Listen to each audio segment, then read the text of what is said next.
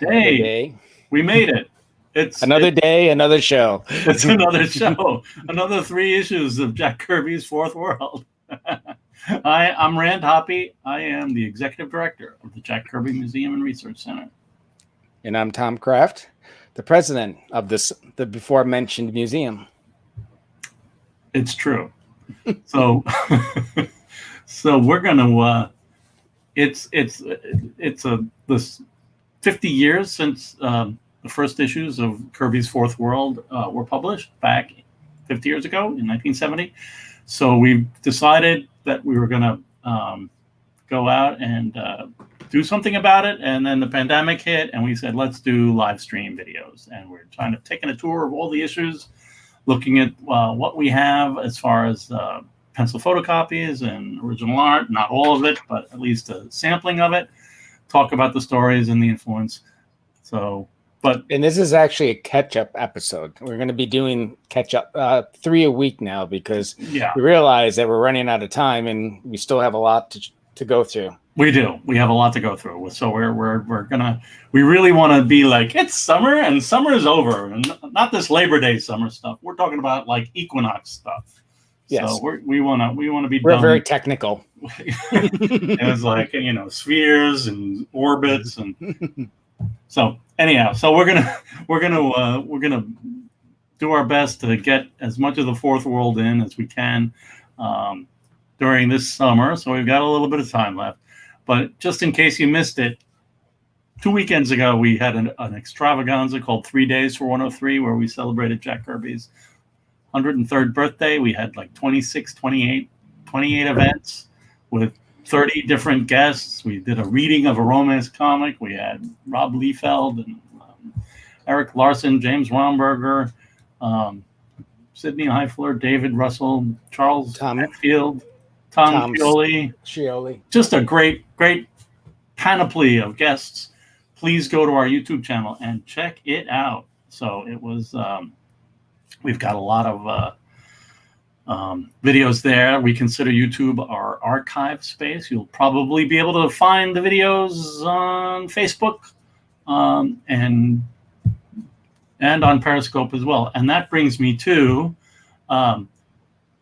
just the whole idea. What happened? Did I do that? I didn't mean to do that.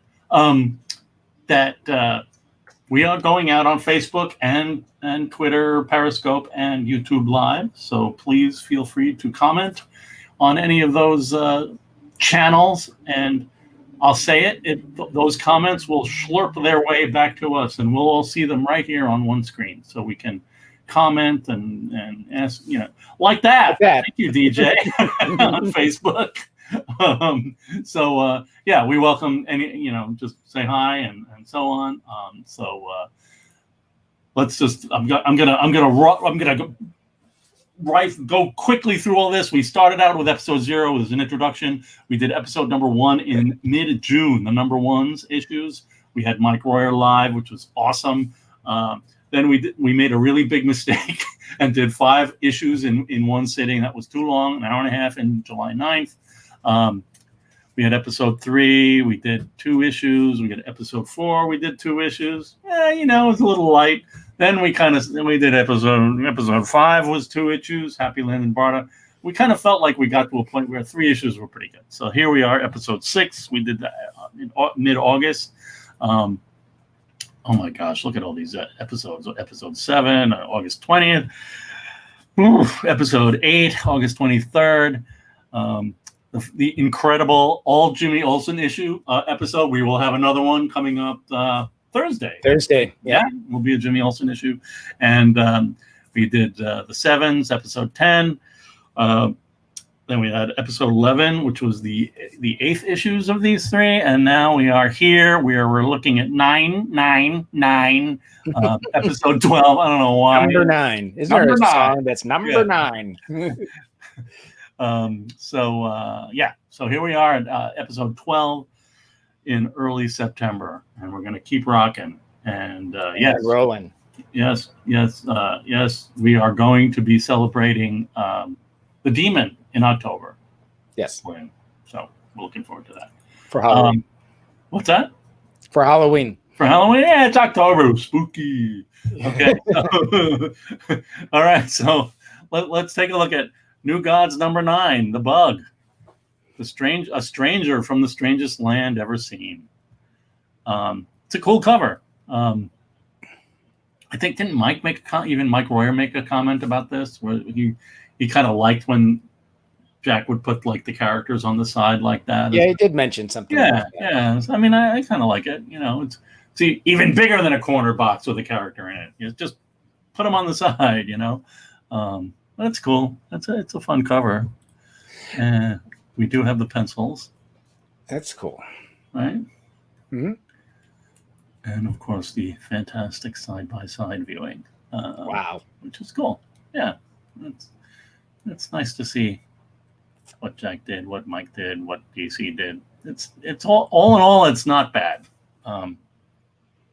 Yeah, cool. All right, so here we go. It's a The Bug. It's The Bug. First time we see the Bug, I believe so, right? I think so. Yeah. He's called Forager, and he's the bugs are like a byproduct of the, what was it called, the Big Clash, right? The big war, and there was, Apocalypse put like genocide kind of stuff. They'd spray microbes into the earth, and eventually they evolved to form the bug community. Right. So yeah, they spread toxic microlife as destructant microlife. Yeah, so that's crazy. Cool. Yeah.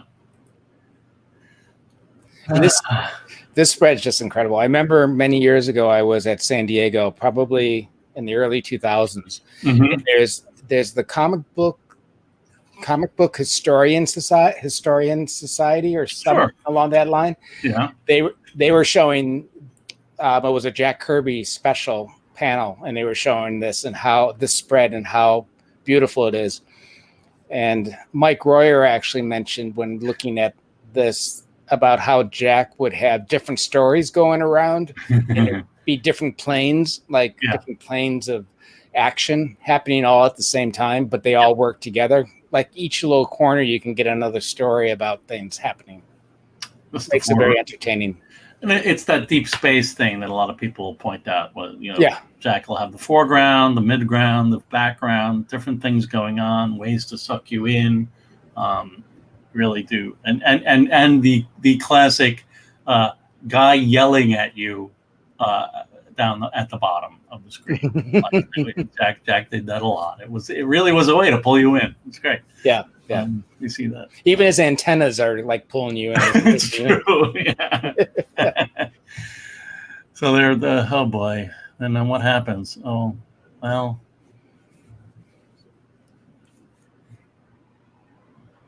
They keep their and here's the original art. Well, that's nice to see. So obviously, they spend most of their time, these bugs, trying to scavenge for food. Yeah. So this is what they're doing. They're in the middle of trying to get food, and they have these arm things that throw out kind of acid. Like you can see that the guy, the bug in the middle throwing like acid. Oh right, sure, yeah. And it's kind of a fun introduction. I mean, it's poignant and cool that there's like an underclass on New Genesis. Mm-hmm. It's like, okay, it's not like it's binary. Like, yeah, guess what? There's an underclass on New Genesis. How are we going to deal with that?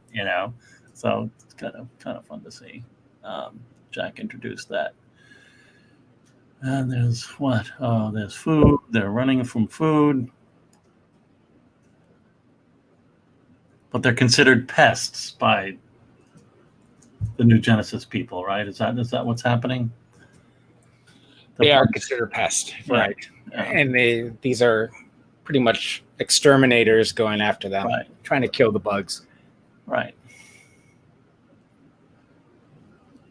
Forager is still kind of leading them or telling them, come on, do this, take to the water, take these packages. It's very, very much in the lead for a lot of things, but Mhm. he's considered at the end of it all. He's a straggler with a bunch of other people, and then it'll raid again. But even from that point, you find out that he's really not like the others because he wants to be by himself. At this point, yeah, he does. I know. So then, cut to our pals On top of a roof they're on the roof again. They're always on the roof. After Killibeck was like electrocuted basically and knocked out. Yep. And Light Ray grabbed Orion by the arm and landed on this roof. Right. So that's where we left off on the last one. Right. And they were, and Light Ray was like, "Yeah, so that's your apocalypse face. What ofs, pal?" And Orion was like, "You're all right." So that was nice. And then they're on this woman's patio. Eva? It's Eve Donner. She's a playwright. She is, and you know it. Yeah, the plays pay for the high rent on this terrace apartment. Yeah. And a side note, kind of that Eve reappears later in the 100 Bucks. Yeah, we see Eve later. So yeah, and there he is. He's been monster. Yeah, there were monsters, and I'm one of them. So, all right, and then we cut back. We're back on New Genesis. And everybody's eating. Everybody's eating. The stuff that Folger brought back. Yeah. Oh, yeah, that's nice.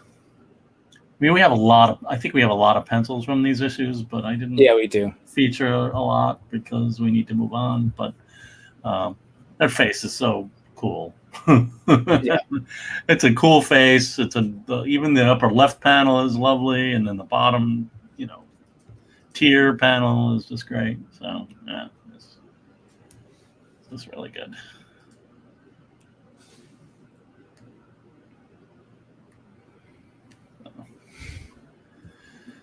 Oh, and they're eating, and then what happens? Oh, they're gonna fight. Folger's eating by himself, and they're fighting over the food. And the thing is that Folger is the one that brought the food. Yeah. Yeah. Of course, you got to defend against everything, right? In the colony. Prime 1. Yes, Prime 1. Let him go, Folger. We shall talk. Wow, look at this guy. More fantastic. It's pretty cool costume. It's incredible. Amazing headgear. That's Rob Liefeld likes headgear so much. Watch the video. Yeah. So, all right. You realize that Folger, he has a helmet, and that makes him look like a bug, but all the other ones it's really their face. Mm-hmm. Because he's really not a bug. That's right.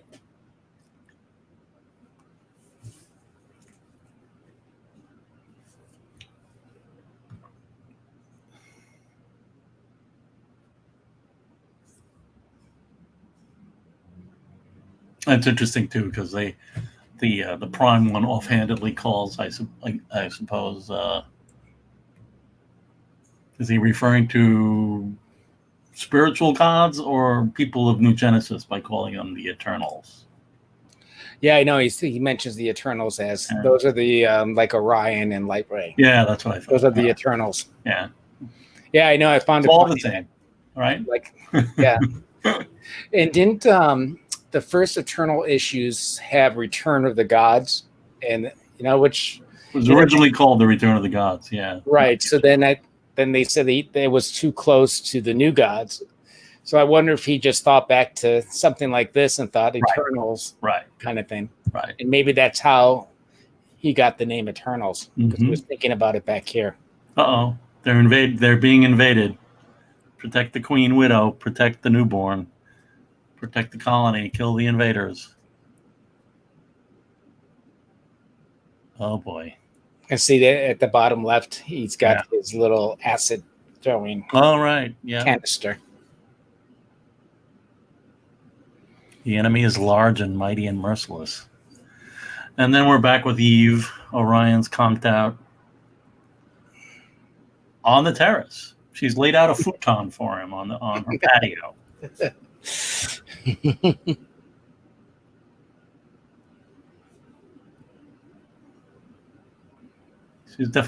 Jack's definitely like making her look serene, like very thoughtful and serene, Don't touch him.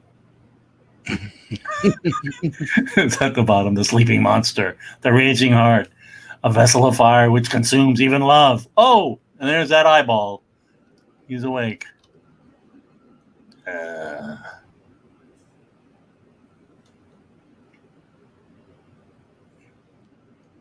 it's great.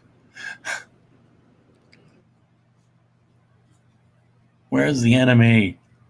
Light Ray's having some, granola or something. And then he's like, yeah. He decides he's going to go and just stand up and start yelling. Come on, man. Causes the atmosphere to turn into like lightning around him. Yeah, it's very powerful. Come out, show yourself. Yes. Send me no lesser beast like Killabat. Yes. He wants Darkseid. He wants Darkseid, yeah. Hear me! In the end, it shall be you and I. Power against power, your death or mine. Oh, boy. Ranting like a lunatic. Yeah. She's frightened. What seemed to fascinate you, lady? The presence of pure and total destruction. Yeah, that's Orion. Okay, so the bugs have beaten the enemy. Oh no. Arrival. Mantis turned the tide. And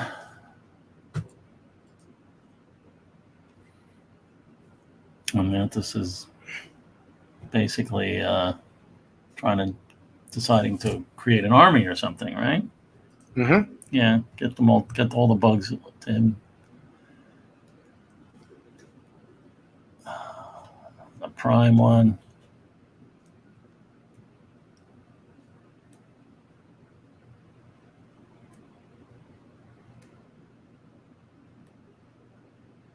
Oh, the prime one says there is an eternal you must find. You must tell him what Mantis is up to.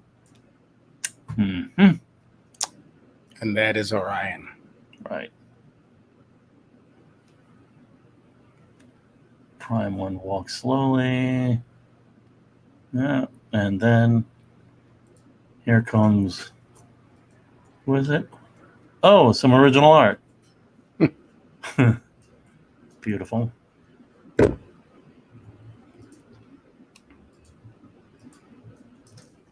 I don't think we have the pencil photocopy for this, or I would have put it in and would have. No, it's not. I know it. We don't have it. Yeah, you see the edit on the balloon on the panel on the lower right. Yep.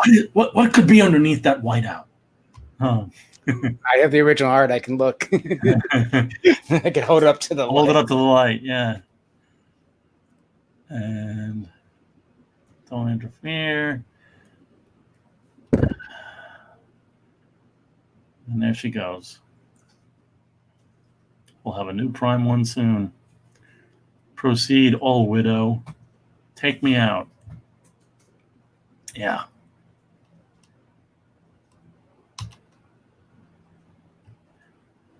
Get the Kirby Unleashed. That was in there. I put it in order by the pages. So then the trouble. And then we're back on Eve's rooftop. And they're going to take off.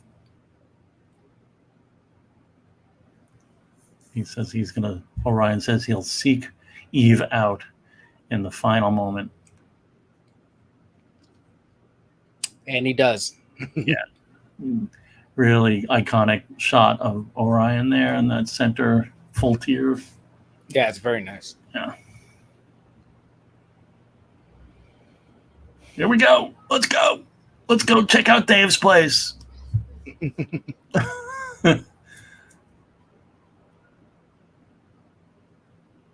And Dave's place has been destroyed in the fight with Calabac and Turpin. And Dave was almost destroyed in the fight. Yeah, he was. He used that pistol and then he threw the pistol. So you know things were bad. Yes.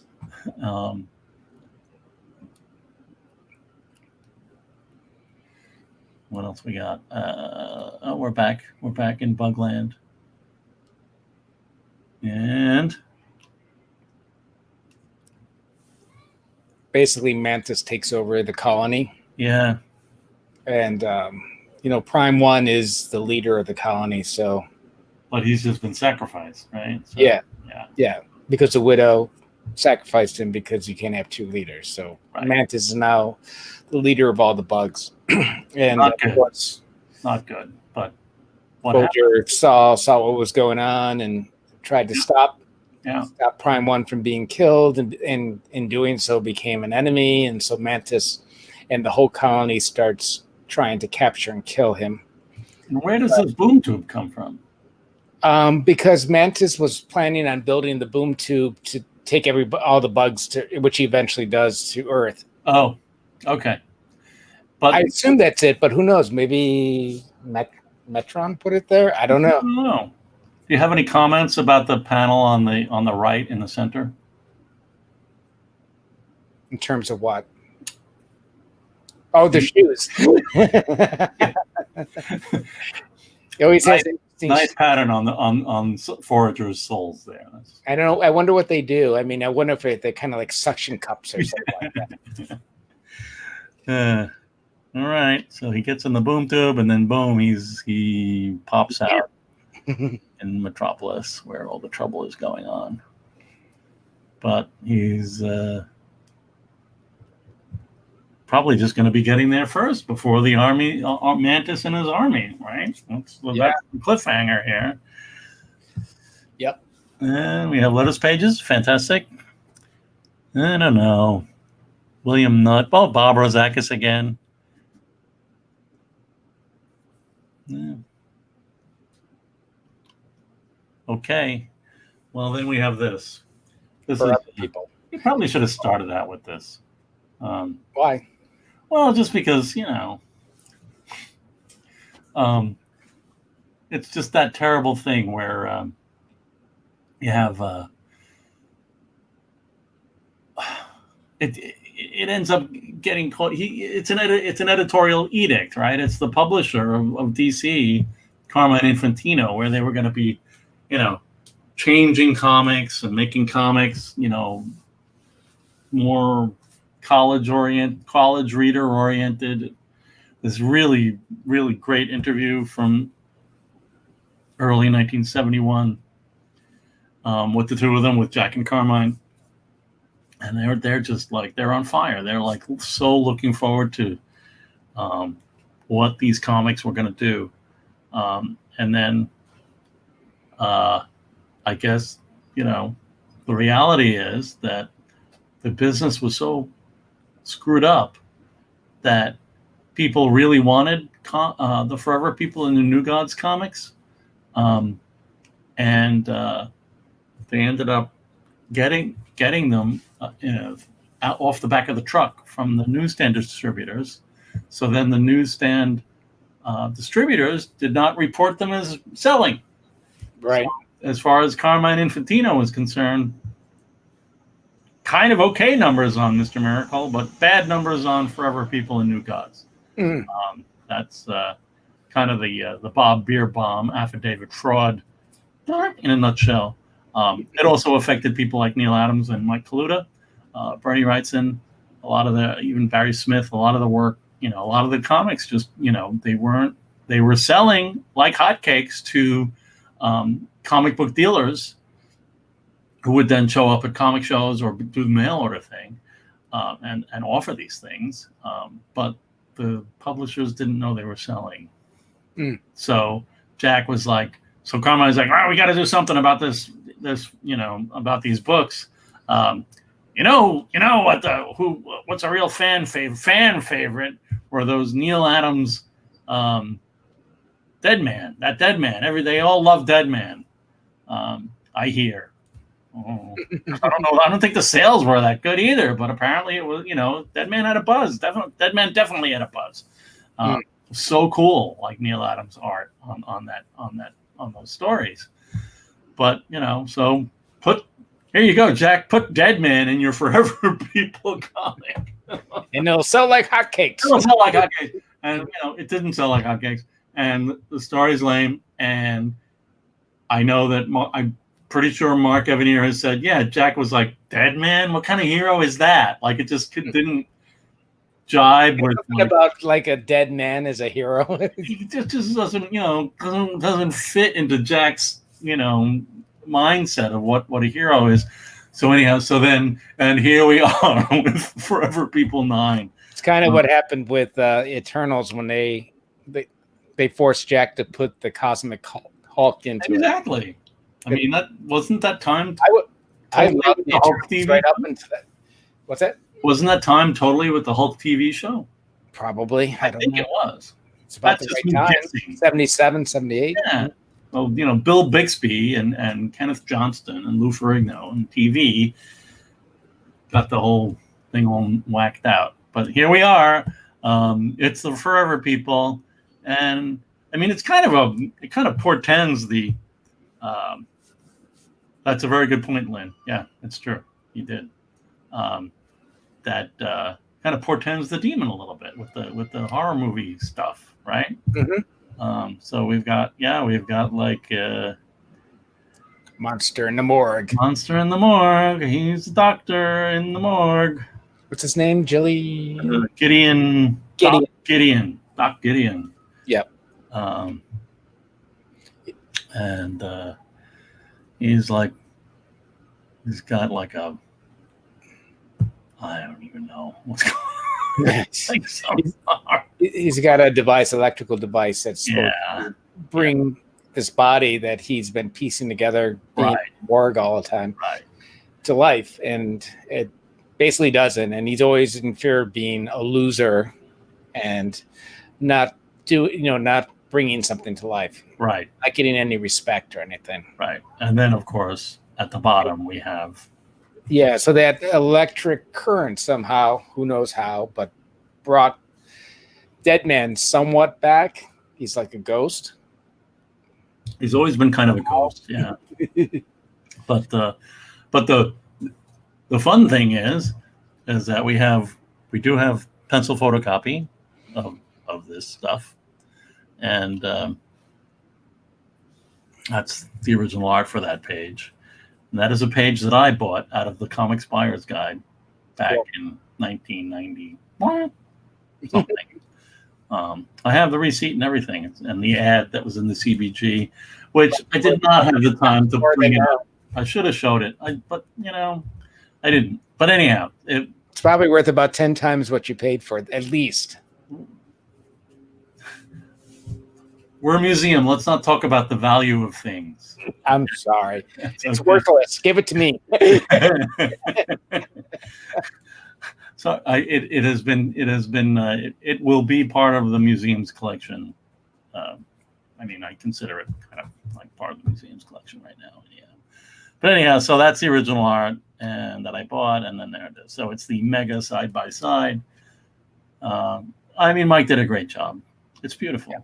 It is. It's beautiful. And then we have a splash, and it's Dead Man. He's like the fugitive, only he's a ghost. Mm-hmm. And these robbers are trying to take money, steal money, right, from this woman. And she calls Big Bear a hair bear. What? Yeah. Hair bear bunch. There's these crumb buns are stealing things. Moonrider uses Megaton Touch. He uses a a slight variation of it. Yeah. He it was first, as far as I know, was first mentioned in issue 8 at the end when Darkseid was there, and he was causing them to phase out, but his Megaton touch phasing out along with him, so it didn't do anything to Darkseid. Right. And these robbers basically have no chance against the Forever People. Yeah. You know, Seraphon sucks the energy out of this guy. He's out. Viking like hits him with the repeller force effect. There's car action. I guess Big Bear picks the car up. Of course he does, because you know that's what we like to see Big Bear do: pick up huge things and throw them. That's right.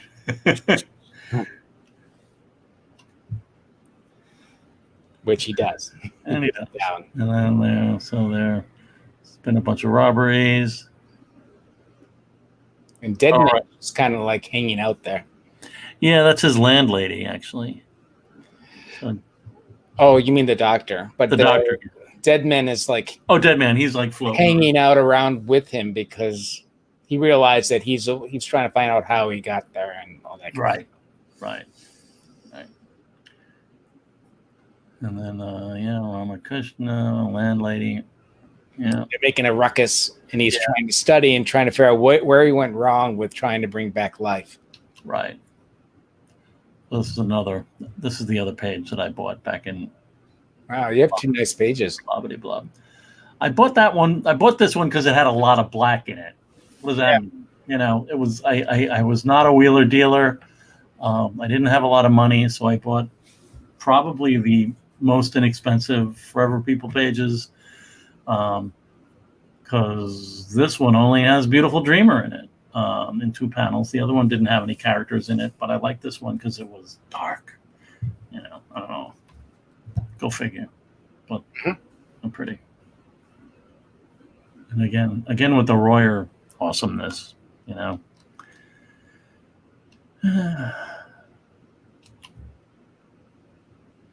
And then I guess she was in vaudeville, and oh right, yeah, she was in showbiz. Yeah. She was, I guess, a fortune teller. So she has this old dress that she used to perform in it. Trixie was a flapper who floored the males. Good old Trixie.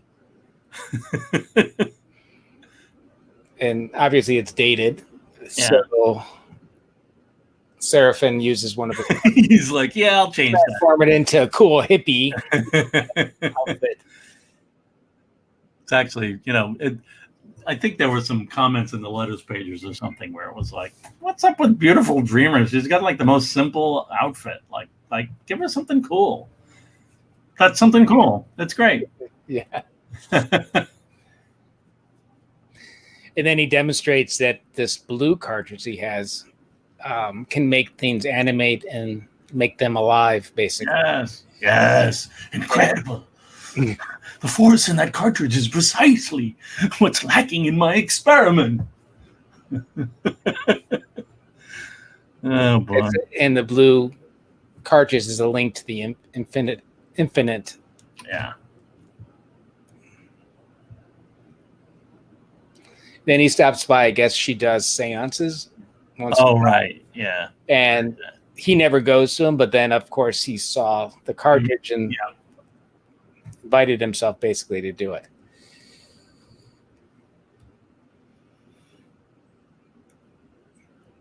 There's the crystal ball and the blue cartridge. It's so close. He's like, it's going to make the move. And then will Deadman be able to make himself known?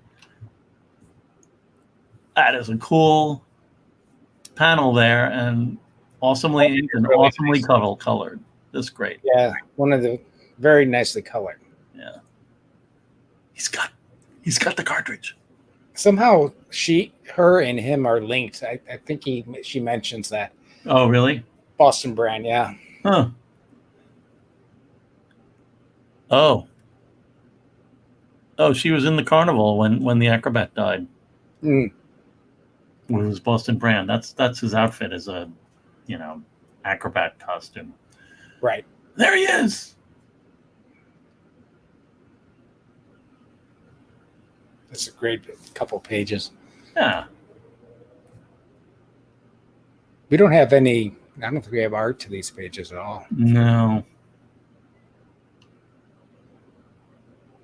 There might be one or two other pages that we have.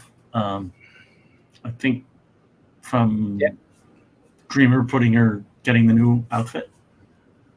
Mm. And then, hey, he wastes no time. Puts a blue cartridge in his bandage, and instantaneously he's alive. It's alive! All right. He's uncontrollable. Oh, no. Well, just goes to show you, It's alive. Yes, Ruben. And then he goes on a rampage. And there's a movie theater showing horror movies. The Ghouls. Double feature. And Castle of Frankenstein. And then what? They phase in.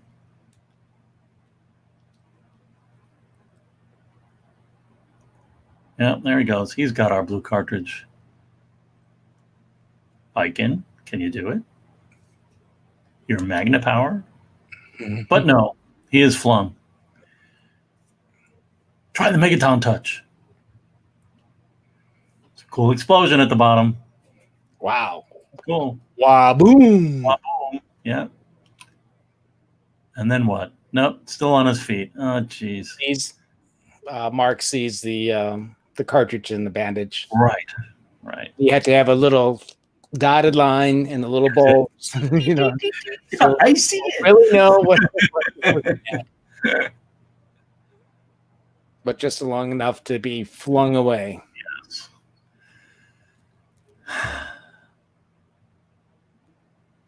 But Seraphin uses his cartridge to deaden the fall. Right.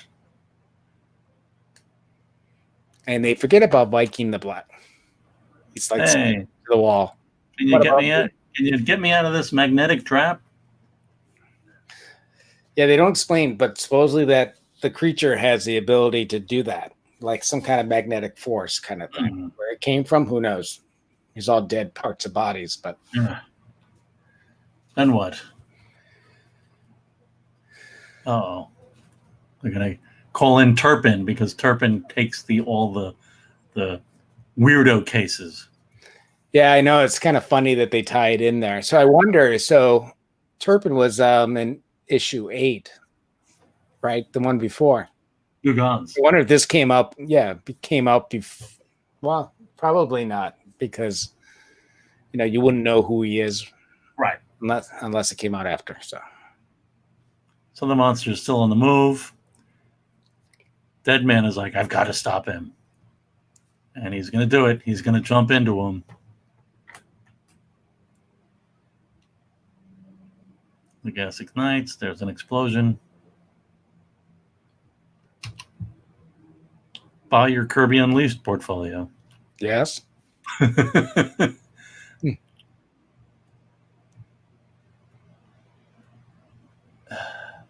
Uh-oh. So.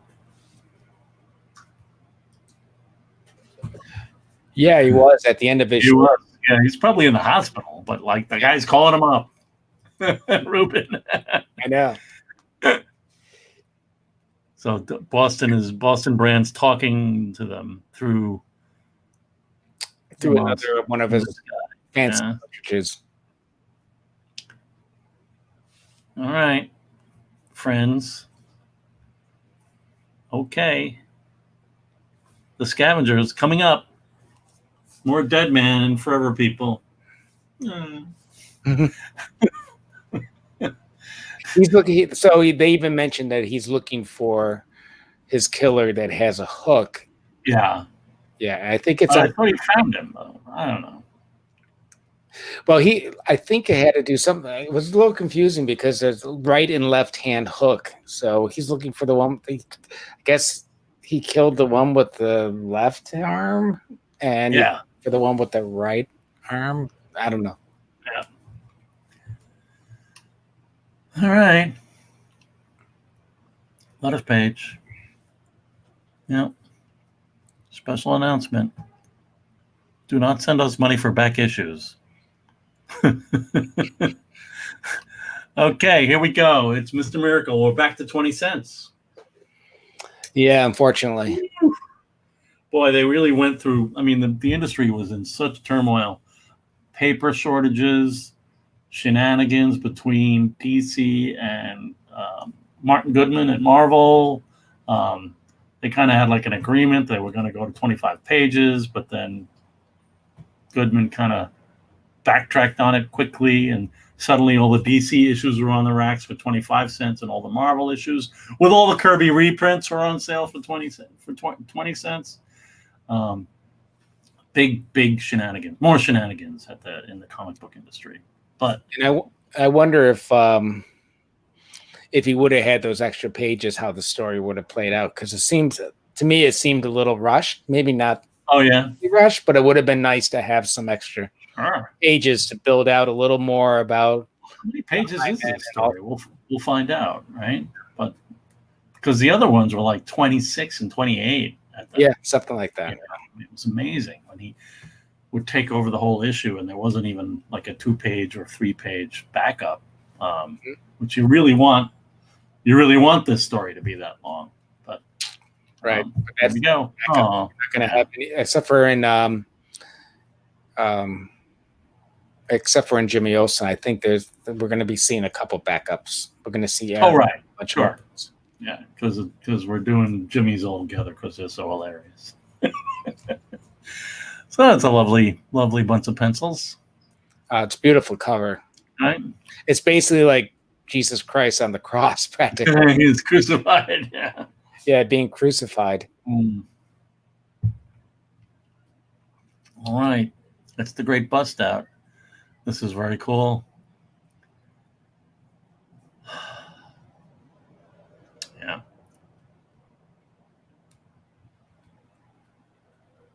Yeah. So Kirby has like a little editorial note there. Guess what? We're going back in time. I'm going to show you some history of the world that we're in right now. And he references back to New Gods, how he did it with the Pact. Yeah. Oh, right. That's really cool pencils. Oh, without his note. Yeah, that's interesting. Oh no, it's at the. Oh, it is. It's just like it's in that cool Jack handwriting, and I guess Mike turned it into something a little more formal. All right. Yeah, we were wondering about the Zipatone because I think in our interviews with Mike Royer, and we can probably ask him at some point. Yeah, we should. He didn't add Zipatone to things, so kind of wondering if production in New York at DC added the Zipatone.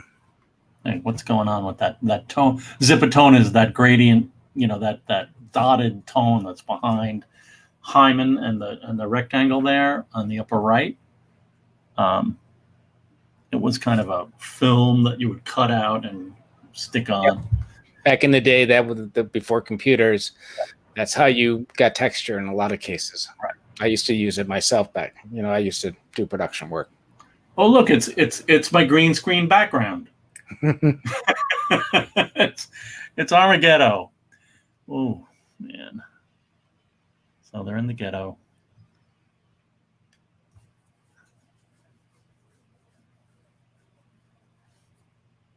What is up with that flying dragon? I don't know. I was trying to figure that out. Like, is he animated, or is it like part of the stick? I don't know. I couldn't figure that out. Trying to spear it to like eat it or something. Like what's happening? I don't know.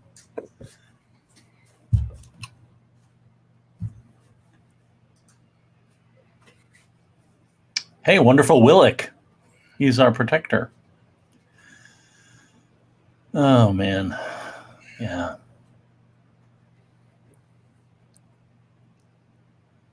So they're just, making out that Hyman is a problem, and they burn him.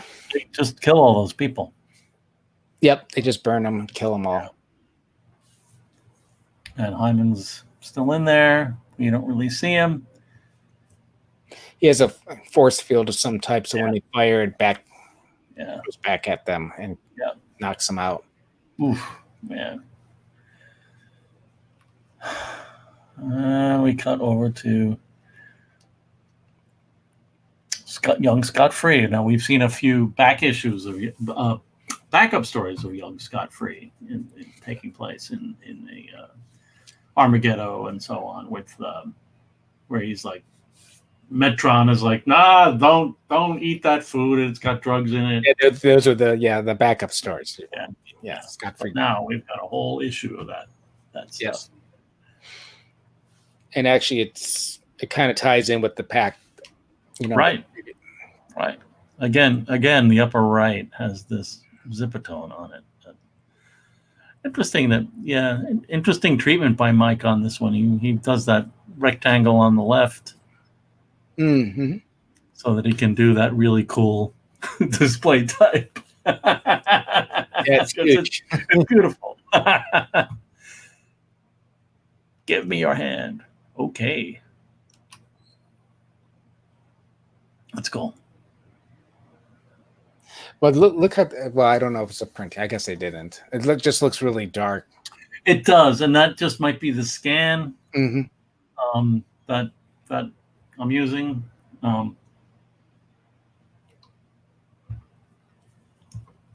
And he calls him a skinhead.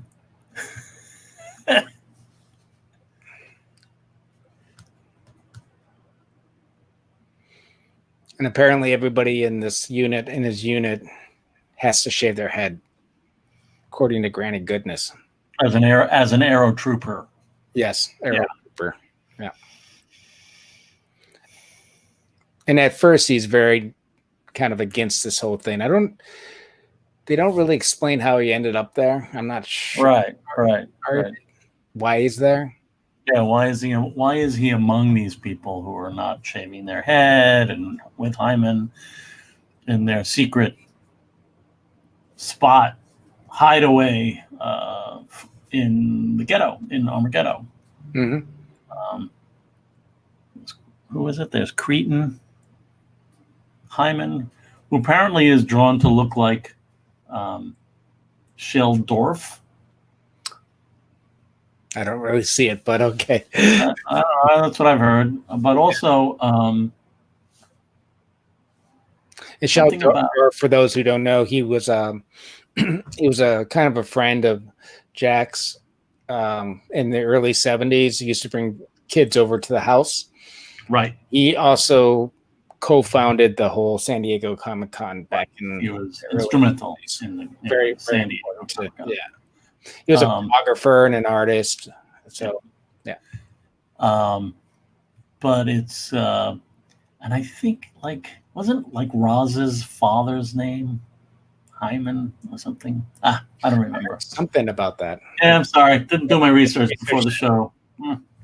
So there's Cretan and Zepp and his computer stylus. And then there's what else is going on? Trouble. Yeah. So they're doing like tech stuff in the secret spot in Armageddon. And then there's Orly, who is making art.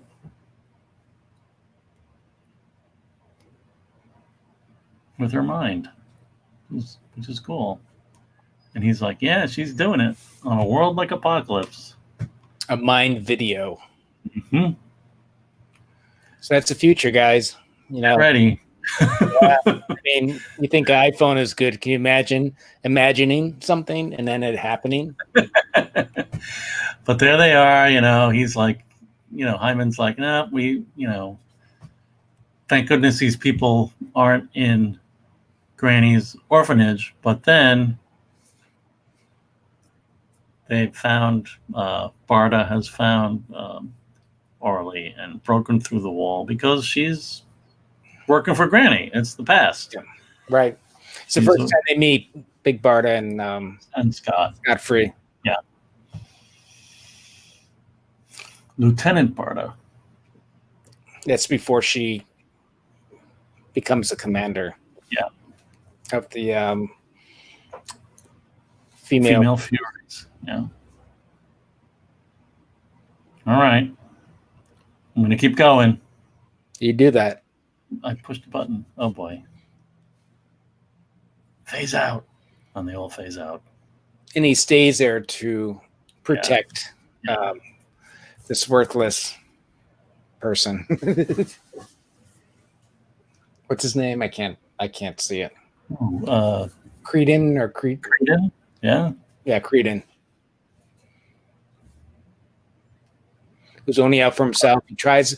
So they're all trying to. They all build mother boxes, and he has all the right material and assembly, but it doesn't work. And basically, you're led to believe because of his beliefs and his attitude. He's not really. He's really for Darkseid. He's kind of like a spy there, and he rats on him anyway. So. But then we have this moment over here where Metron shows up.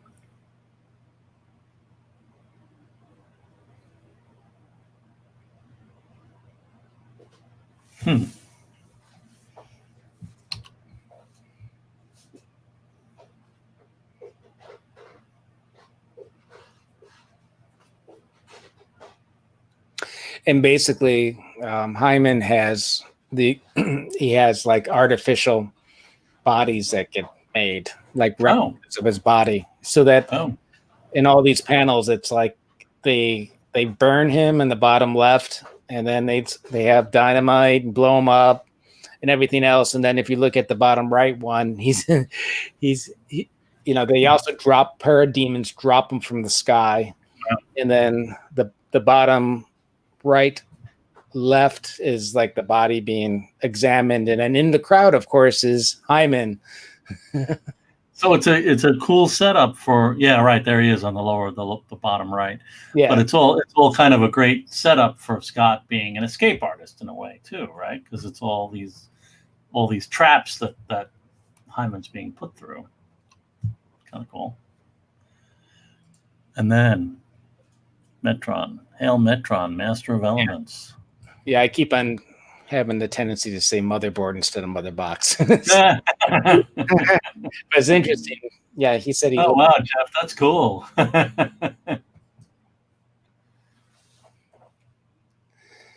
This is an interesting sequence.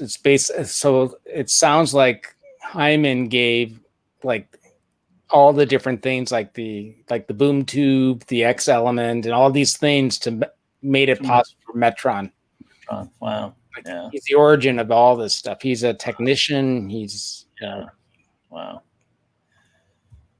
Well, the other thing is what's cool about this too is what's going on with that upper right panel that Jack put the script on, and it was just an empty panel like that. But then it got.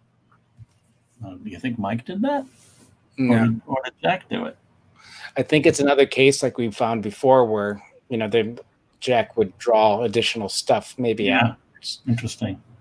Could be that maybe Mike put it there. I don't know. I think Jack did it. I don't think Jack was one for one of those an empty panel like that.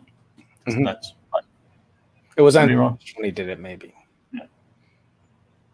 After the photocopy machine, after the script. It's a great page. Yeah, it is a great page. Isn't it? No? Nice. Yeah.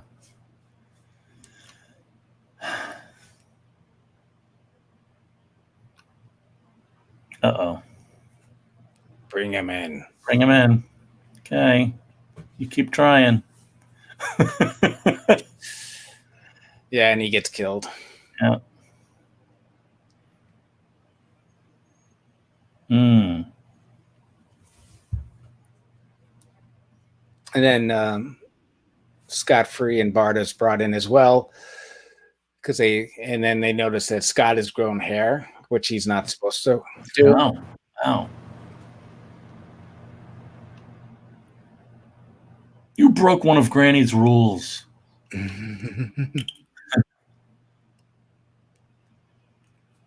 And Where's then Orly? Oh, she man. was killed. Ugh. They found a mother box on her or something. And they put her in these electric shoes, torture shoes, and she didn't even survive the medium because she's so fragile. And they're just like, can't believe it. They're like, can't believe, Scott and Bart are like, that's horrific. And this guy's like, yeah, well, what's for dinner? Oh, just so casual about brutality. You butcher.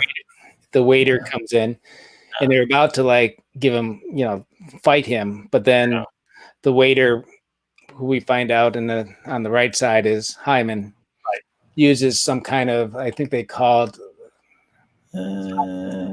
something beam. I can't read it out. Something mind lock beam. Nice. And they use that to make them follow, because he knew that obviously there was going to be an explosion.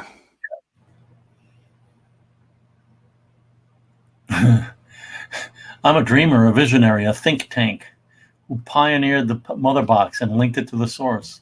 I found the X element and pioneered the boom tube. I dream. I roam the universe. Darkseid wants to own it. Great stuff. That's where it's at. Thank you, Jack. Oh, man. What's kind of interesting is all those types of things were eventually given to Metron, and the X element we saw was given to him and the Pact. And so Metron is kind of this weird character. He's not on either side. He's only interested in acquiring knowledge. Yeah. And the thing is like by Hyman allowing Metron or giving Metron all these technologies in a way, he's going against New Genesis and Apocalypse. So he's kind of like caught in the middle as well. Yeah. Interesting. I hear you, Jeff. It's pretty intense.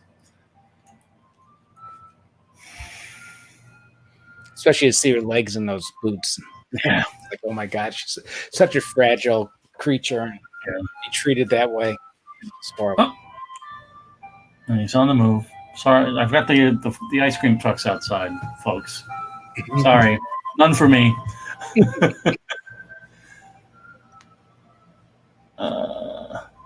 It's just fighting and escape. Yeah.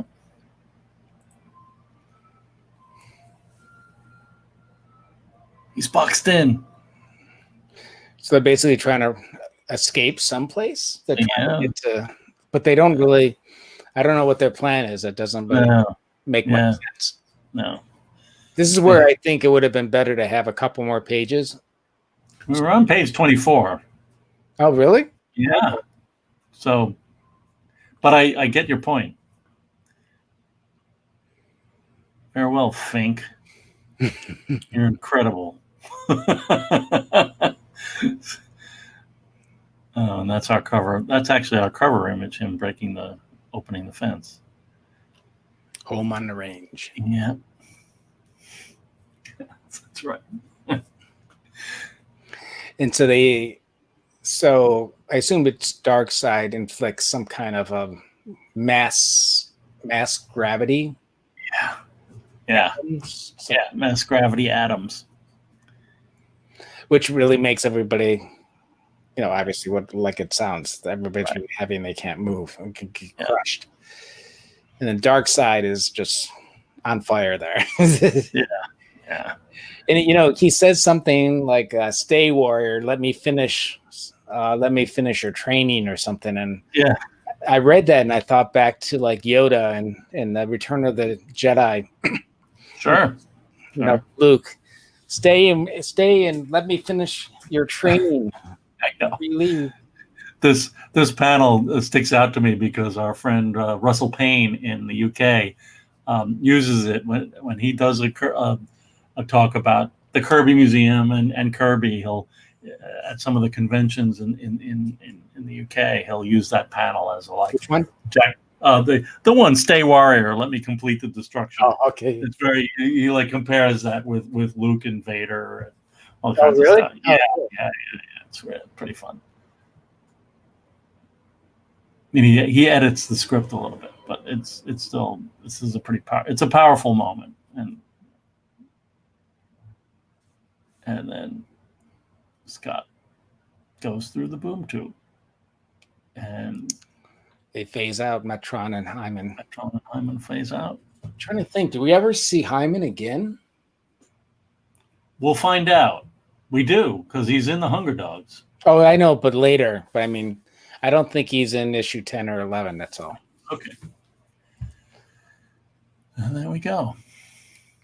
That's great. It's a great issue. Well, I don't think so. There might have been, but I don't think so. But issues with the comic code because they do have stamps on the back. So that means they were approved. Yeah.